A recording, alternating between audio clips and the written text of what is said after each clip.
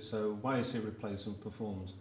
Well, obviously, whatever developments have happened with hip replacement surgery, I think it must be said this is still a major surgical operation. And it's obviously done for patients who have pain, deformity or some sort of functional deficit as a result of a hip pathology. And this hip pathology quite commonly is osteoarthrosis or osteoarthritis as it's called, which is a degenerative hip condition.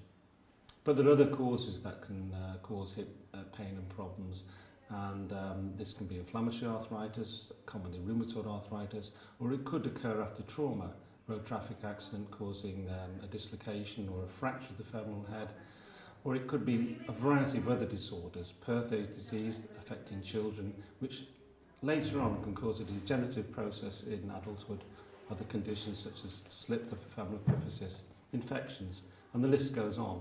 So these are the common pathologies which cause a destruction of the articular surface of around the femoral head, acetabulum or both. But the net effect is the patient starts to develop pain. And this is the key factor which starts to occur. Now, hip arthritis can actually occur in many different formats, and there are variations on it. But quite commonly, if we talk about the most common type of arthritis, osteoarthritis, the onset is usually insidious, which is fairly slow. And it's not uncommon for patients just to notice a bit of stiffness in the hip or aching, commonly in the buttock area.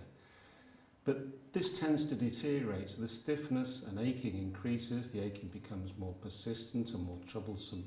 The distribution of the pain may be initially in the buttock area or thigh, but later on, when it becomes more troublesome, it ends up in the groin. It's this groin pain which becomes more intense, particularly if it occurs at night, it can interfere with sleep disturbance.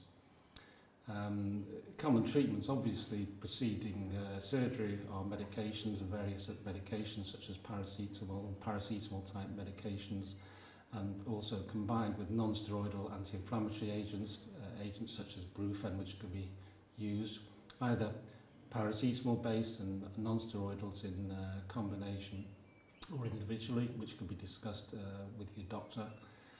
But by the time a patient's having pain and taking analgesic, this indicates a sign that the arthritis is not controlled by conservative means, justifying hip replacement.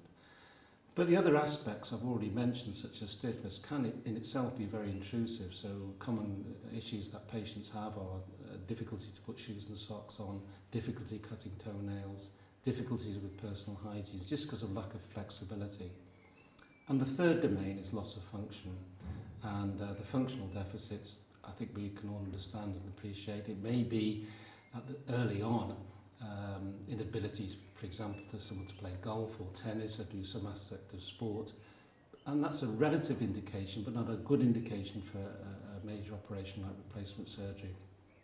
But when symptoms become intrusive to affect activities of daily living or ADL, again, this is a stronger indication to undertake hip replacement.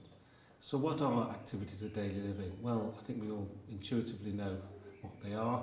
It's a fancy name, activities of daily living, but it's housework, it's hoovering, it's going to the shops, it's coping with day-to-day tasks.